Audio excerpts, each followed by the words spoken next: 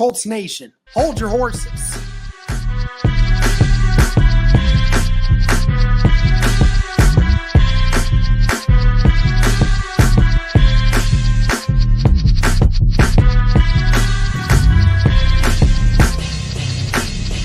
What is going on, Colts Nation? Welcome back to another episode of Bring the Juice. Guys, wanted to give you guys another Hold Your Horses video, okay? Feel like it's been a little while since I've done one of these. I finally have a chance to get one. But before we do, just want to say this episode is sponsored by FanDuel. Guys, as it currently sits, Indianapolis Colts, they're 1.5-point underdogs against the Chargers as we go to LA once again. Do you think the Indianapolis Colts changed their fate? You'll have to decide that for yourselves. But go ahead and head on over to FanDuel today. They got so many great things over there. It's not just money line and spreads. They have player wagers, division wagers, Super Bowl wagers, and so many more sports. So be sure to check out FanDuel today, guys. But anyways, I got to tell Colts Nation to hold your horses again. I got to tell Colts Nation, I'm talking to you. And I'm not talking about the national media here, because in all honesty, the national media is giving the Colts more praise right now than what some Colts fans are. Okay? And this video doesn't apply to everyone in Colts Nation, because some people understand, like myself, what it means to win against the Arizona Cardinals like this, okay? So, first things first, this video is in particular about fans for the Indianapolis Colts right now that are concerned about the fact that the Indianapolis Colts barely beat a Arizona Cardinals team back at home when the spread was around 7. And people were thinking that we were going to cream them again, and the Colts were going to get their 4th victory in double digits and all this other stuff. But I have to come back here, and I have to say, hold your horses to the people who are insinuating that Colts fans can't celebrate this win because it was a come-from-behind victory, okay? First things first, as I want to mention, hold your horses on not celebrating this type of victory, because in this sort of situation in years past, the Colts a lot of times don't win a game like this. A game in which the Arizona Cardinals scored 14 straight points in the third quarter. And it certainly looked like the Colts had no answer for the Arizona Cardinals in that third quarter. And yet we're still able to find a way to win the football game. Those are the types of games that, quite frankly, the Colts lose this type of game last year. Because we don't finish games the way we did in this one, where you score 14 points in the fourth quarter, right? So I want to just point that out before anything else gets into the realm of possibility, that you have to understand this is the type of game the Colts lose in years past. This is not that sort of situation right now. So we can celebrate that on the back of the fact that we know this team is looking different than it has in years past. Now, I want to bring up some stats into this game too, because people will continue to say, oh, the Colts didn't look very good, okay? But again, the Indianapolis Colts still scored 31 points in this game. They scored 31 still. And you scoring 31 points is going to win you games more often than not. You still scored in every quarter in this game. You scored 14 at the end of the game in the fourth quarter when you were down. And it looked like there wasn't a chance for the Colts. And the Colts capitalized on the possessions in which they needed to capitalize on. Again, that's a different feeling than what we've seen in years past. This Colts offense, you went into the red zone 4 times. You scored a touchdown all 4 times. So again, this was a team that at the beginning of the year, the red zone was a major concern. The Indianapolis Colts are starting to figure it out.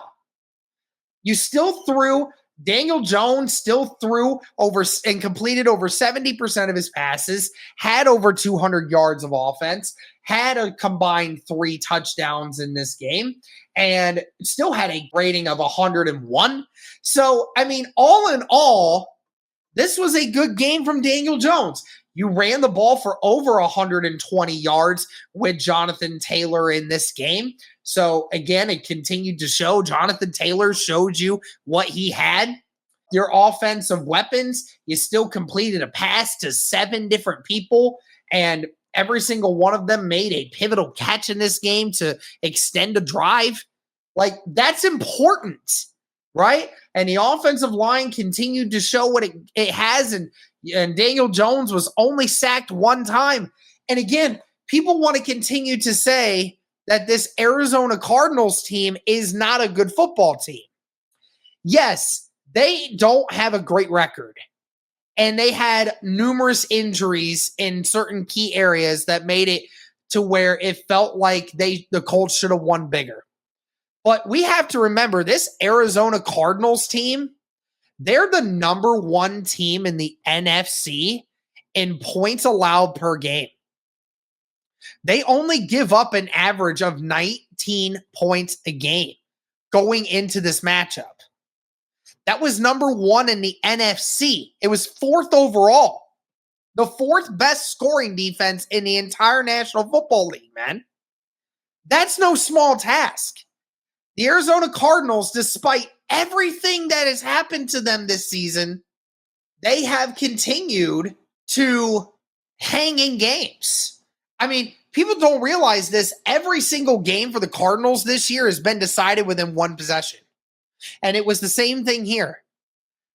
Again, this is an Arizona team that doesn't finish games, but they had a chance. And they've had a chance in every game this year. And they just haven't been able to finish it. And it was another case here because the Indianapolis Colts, they were able to finish it.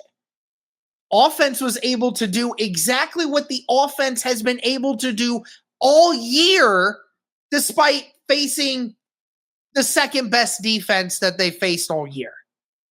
They were still able to score over 30 points. And the defense, when there was in that one pivotal moment where they needed a stop, they were able to get the stop that counted. And people want to continue to, again, talk about the injuries that the Cardinals were facing, right? Kyler Murray was not available in this game, and Jacoby Brissett had to play. And to be quite honest with you, some people said that Jacoby Brissett probably gave the Cardinals a better chance to win than Kyler Murray. And it might actually be true. Marvin Harrison got hurt in this game earlier in this game, and that made it difficult for them at times. But think about what the Colts had to deal with going into this game. Now, I'll put this into perspective. So another reason to hold your horses on this game being as close to what it was, okay? Let me give you the understanding. Your backup quarterback in Anthony Richardson has a freak accident in the locker room where he's doing a band workout and the band breaks and then proceeds to hit him in the eye, and it gave him an orbital fracture. I mean, guys, he's about to miss the next 4 weeks. He was placed on IR at the time of this video. He was placed on IR. He has to miss 4 games. And then he won't return until after the bye at the earliest. So it was a very serious situation, and it's just so bizarre, and it's just such a unique thing to happen that it's something that you just don't see every day. And then in addition to the freak accident that happens with Anthony Richardson, also, by the way, had to go to the hospital because of it, you then have the situation where Charvarius Ward, your number 1 defensive player at the moment, especially in that corner room when your corner room was already decimated, has a freak accident on the field running into Drew Ogletree during drills and warm-ups, and then ends up getting hit and then gets a concussion in warm-ups. And so you lose out on that perspective. So you just already knew that Anthony Richardson was already going to the hospital. And then you see Charvarius Ward, one of the leaders of your defense, go down and not being able to play. So the Indianapolis Colts should be praised at the fact that despite the chaos that was happening, let's call it what it was, chaos in pregame for the Indianapolis Colts, they were somehow still able to gather up that leadership and be able to still have their mindset in a way to be able to go on about that game the way that they did and not come out flat. I mean, they should be praised for that, not ridiculed. Yes, it was not a great game. It wasn't a great game by a lot of different people, especially on the defensive side. We can all accept that. But hold your horses on talking about the fact that you can't support a win like this. Guys, this is the National Football League. Wins don't always come in double-digit form. Guys, the Buffalo Bills the last 2 weeks have lost their last 2 games against the Falcons and the Patriots. And guess who they struggled to beat a few weeks prior to that? They struggled to beat the Saints. The New Orleans Saints, who are one of the worst teams in the league, and the New Orleans Saints were hanging on to the Bills by a thread. Didn't we just watch Denver barely be able to beat the New York Jets? The New York Jets, of all people, were hanging on by a thread to the Denver Broncos, who are a really good team. They have their issues offensively, but defensively, that's one of the better teams in the National Football League, and you can't tell me otherwise. Guys, teams struggle every week. Teams struggle. Even good teams, they struggle to win games sometimes. The Indianapolis Colts, being 5-1, are sitting atop the entire NFL.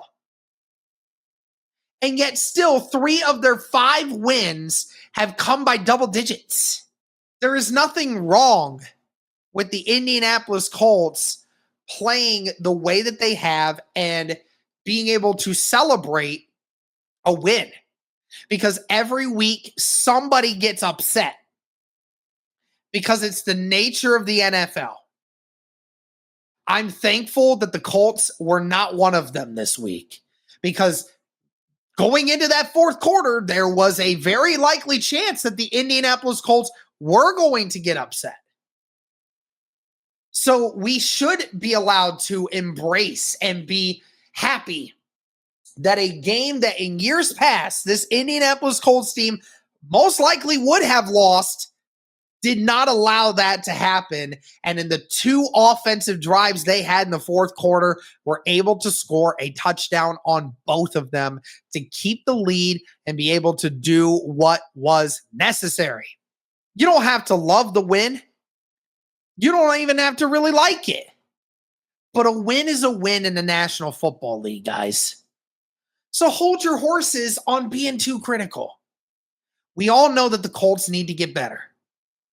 But sometimes when you have chaos happening on or off the field and you are just looking for answers and trying to figure out something to go right for you, the Colts were able to do that on Sunday. And certainly hope that this next Sunday, the Colts will be in a much better position and will be able to make things work for them. But that's going to do it for this one, guys. Another hold your horses. Not all wins are created equal. Wins are wins. Love them. Embrace them. We deserve these. We have waited forever to win games like these. We have Waited forever to be 5-1, to be sitting atop the NFL at this moment. So embrace it. Be okay with winning this game despite the flaws. Accept it. We move on to the next week. Get ready to try to win another one. But that's going to do it for this one, guys. Again, shout out to FanDuel for sponsoring this episode. Thank you so much. Hold your horses. And as always, go Colts.